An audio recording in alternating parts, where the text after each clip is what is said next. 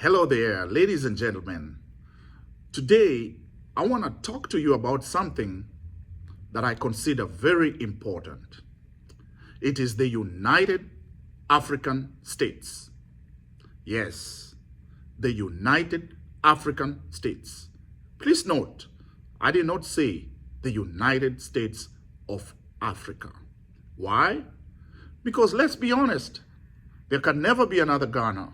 There can never be another Tanzania, or Egypt, or Nigeria, or Kenya, or Botswana, or South Africa, or Brazil, or Israel, or Jordan, or Russia, or Iran, or Iraq. You get the point. There can never be another country of the same name. So, let's leave it up to USA, the United States of America. But in Africa, we can form the United African States. Yes, that's what I want to talk to you about today. It's a little serious. So, you know how everybody asks, please subscribe or please like this video. I'm not going to necessarily ask you to do that. Now, if you like it, great. I appreciate it. Or if you subscribe, I will appreciate it. But what I'll ask you to do today is to share this video. Share it with as many Africans as you know. Because what I'm about to talk about is a little serious, a little important. It stems way back when our founding fathers were just handed over these African states by the colonialists. And they were a little confused. Some of them did not see the need for the boundaries, and some of them were a little scared. They had some insecurity issues, and so they decided to keep the states the way they are. Yes, that was the Casablanca group during the African Union of 19 blah, blah, blah. I don't want to go into those details. Those who wanted the United States of Africa were the Pan-Africanists, and their spirit lives on. And it is based on that spirit that today I too want to show my Pan-African spirit about the creation of the United African States. But how can we achieve that? That is where the problem begins, my friends. Because who's willing to give up their country for another formation of a big state? Everybody is thinking that, oh man, we have a system that's working. If we combine with the other one, we will no longer be as good. So where do you start? That's the hardship. And so in my discussion with you today, yes, I have an idea. And this idea came about in 2007 when one great African leader was visiting Tallahassee. And we got together and we had workshops. We were excited about it and we had discussions. And one of the ideas that came out of that workshop was the formation of the Africa Development Fund. Because Africans did not know where to get money that is funded by our own, our foreign banks or our banks that were local were not doing enough. And therefore, we felt that if we had a centralized bank where investors across borders could reach and get funding for a project, then that was one way of developing Africa. That was an idea that was there then, and perhaps the idea isn't dead because those who attended that meeting are still alive. And one of those who attended that meeting is a dear friend called Dr. Barack Abonyo. He's a molecular biologist. I remember Dr. Barack Abonyo used to say, hey, an organism that does not change gets extinct. And that is why the crocodile, as you see, it has evolved and it has mastered its environment, and it's one of the animals, or that is the oldest, that still has very, very unique ways of surviving and of killing its prey. But even the crocodile will have to change if the deer, the wildebeest, the zebra get to decide that they are not going to cross the river. Yes, the crocodile will need to change again. And therefore, we, the African nations that were created by the colonialists, it's been time that if things are not working, change is a good thing. And that's why the creation of the United African States. So, how do we form it? Well, we don't need to make it complicated. Forming the United African States can come through the creation of the African Federal Reserve Bank. Yes, I'm not a banker. I'm not an economist. I am not a mathematician. I am not a statistician. I am not a politician. I'm just me. And by the way, that is why I'm not even going to say my name today. Okay? I'm going to tell you that the systems in this world are not fair. Why? Let me ask you. What is the value of your currency today? Do you know how that value was arrived at? Do you know the factors that are determining the value of that currency? And I'm sure you know this. How much would $1 exchange for in your currency? I'm sure you know how to do that. I'm sure you know where to go. We all have these apps, especially those of us in diaspora. When we're sending money, the exchange rate changes every day. How does it change? Who determines it? Aha, that is where I'm coming from. And that is where this discussion is gonna be a little serious. We need to come to. We need to wake up. Let me tell you why. A lot of people don't even know how the dollar earns its value. And I'm not gonna dwell on it a lot, but I'll just tell you a little bit. The value of the dollar depends on three things: the treasury notes, the foreign exchange, and the foreign currency reserves. That means they take those factors to determine what is the value of their dollar. Now, prior to 1933, and I'm sorry, I know some people don't like a lot of history and all that, but I'm not good at it either. But it's important just to use that as a benchmark. Prior to 1933, the United States used to use a system called the gold standard. The gold standard simply meant that for every dollar that you had that was in the circulation, there was an amount of gold held by the Federal Reserve Bank. So if you had $1,000, there was a piece of gold that was worth that $1,000. Obviously, they probably had a standard whereby in order for you to get the gold, you had to have enough dollars. I think it was so much dollars for about 1 ounce of gold. Okay? But that system meant that they depend on gold. If there is not enough gold, then they cannot print the money. Because once they've already determined that this is the gold that they have, and this gold is worth $1 trillion, then there can only be $1 trillion in circulation. And so that was how they used to determine the value of the dollar. But they abandoned it. Why did they abandon it? Because the foreign nations that were trading with the United States, they've learned that if they keep the dollars in paper money and the United States increases the value of their dollar, then their currency depreciates.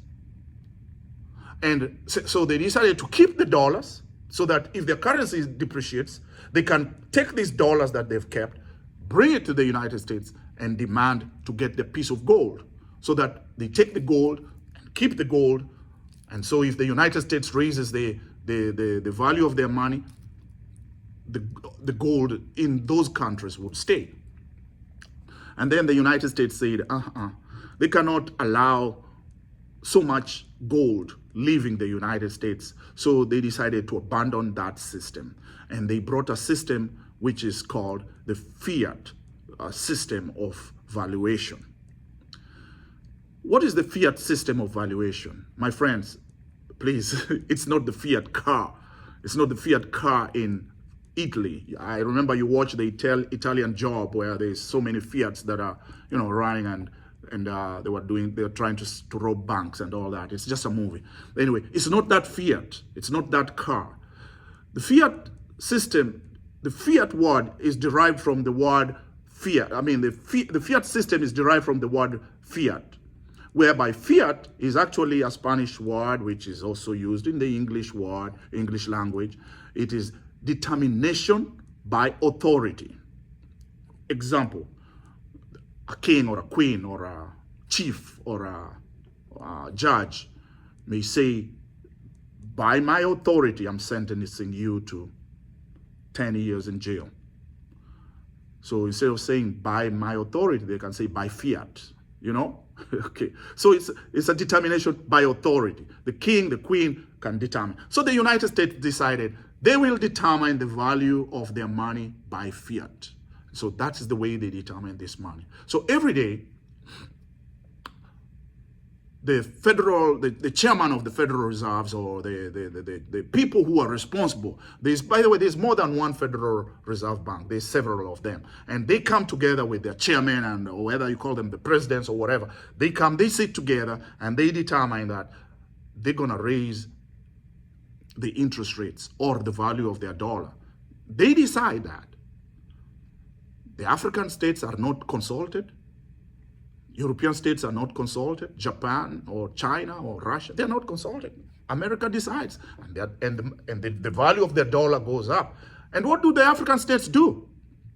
They say, oh, do you know something? The dollar has gone up.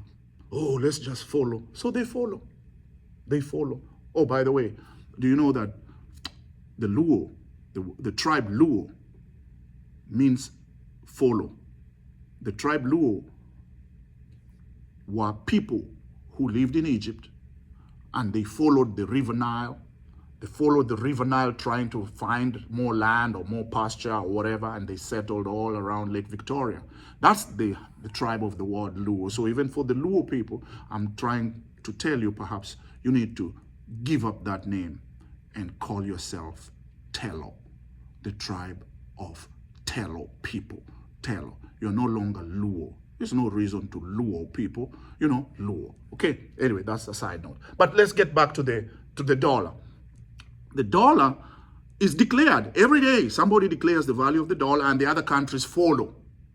They say, okay, you say today the dollar, we buy the dollar for, like in Kenya right now, I think it's probably 124 Kenya shillings for $1. Nigeria, I don't know how many nairas for $1. Ghana, how many cedis, and so on and so forth. Once the United States says it, you agree. Why do you have to agree? You don't. You don't have to agree. You need to know the value of your worth. What's your worth? I bet you everybody knows their worth. A lady, a beautiful lady, or even a lady who may not, you may think they are not beautiful, but they know their worth. They know their worth. If you're selling something, if you want to buy this candy from me today, and I decide that I'm selling it for $1 or 50 cents, you can come up and say, hey, I only have 25 cents. And if I let it go for 25 cents, then that's what this candy is worth. It's what you're willing to pay, and it is what I'm willing to give. So not just the Kenyan, but the African nations need to come together and determine what is their worth. And how do they do that? If they do that as independent countries, then they will still be played. They will still be played because it will be harder. There is strength in numbers. And that's why I'm telling you this discussion today is a little serious. It's about coming together. And how do you come together? We've said waking up one day and deciding we are no longer Nigeria or Ghana or Cameroon or Burkina Faso or Senegal or Kenya or Tanzania. That may not be easy because we have identity issues. We can still remain those states. Just like there is Idaho, there is Texas, there is California. We can remain that. But we can come together and become a federation.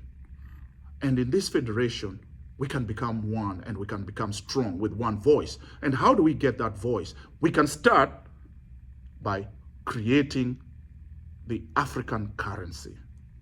And how do we create it? Guys, let's make it very complicated. We just need to come up and create something. How? Well, the European Union came together and created the euro. So we respect the euro. We recognize the euro.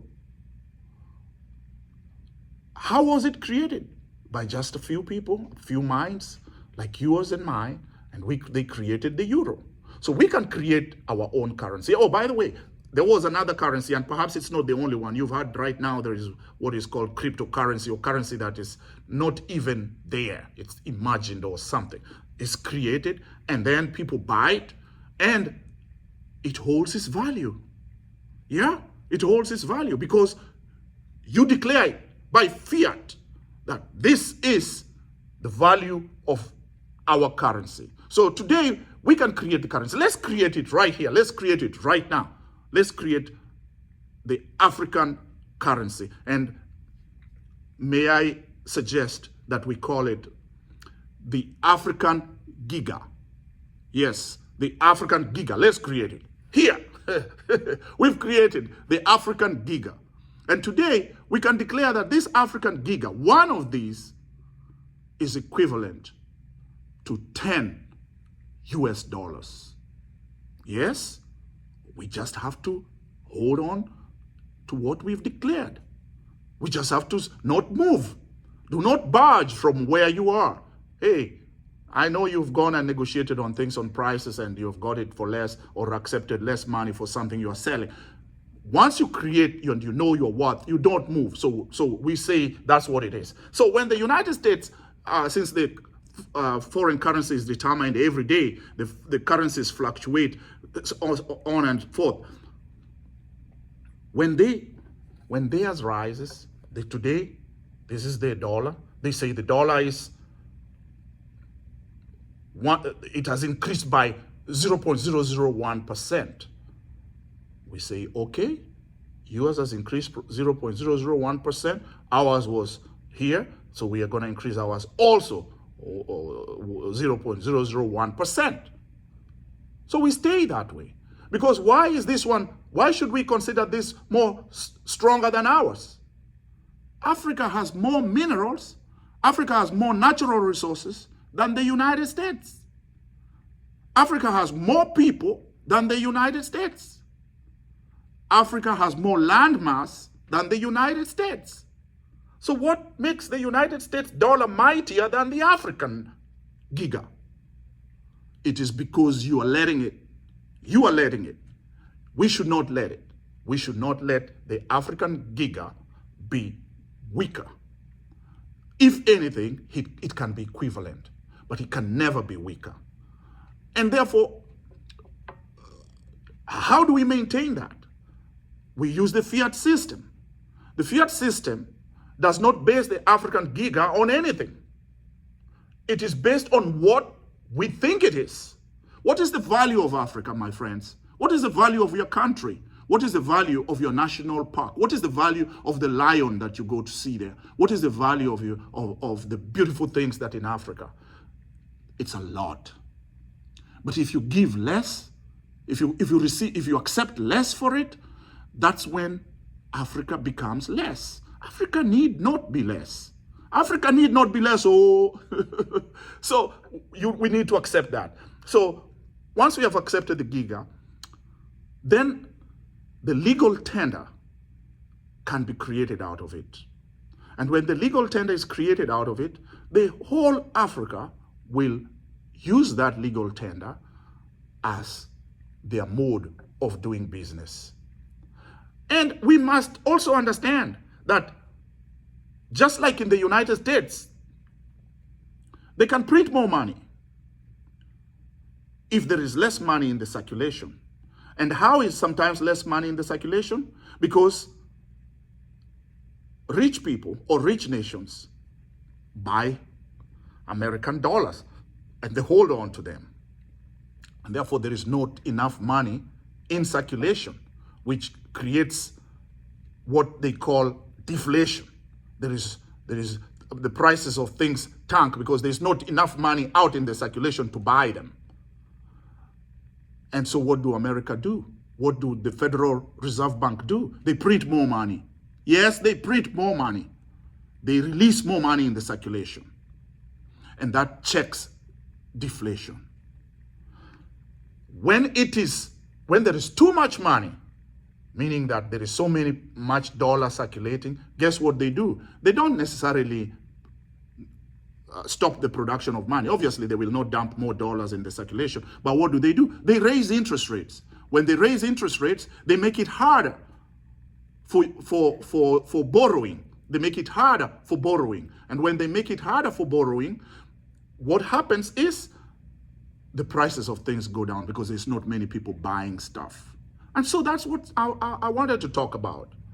So, ladies and gentlemen, if you heard my discussion today, I want you to share this video. You don't have to like my video. You don't have to subscribe. I just want you to share the idea so that as many people as you know can hear it, and so that the presidents of the African nations, the politicians of the African nations, the investors, or anybody who is able to influence Africans to get back to the Pan-Africanism kind of movement, come together. There is strength in numbers. Create the Africa Federal Reserve Bank in order to realize the United African States. Okay? Cheers.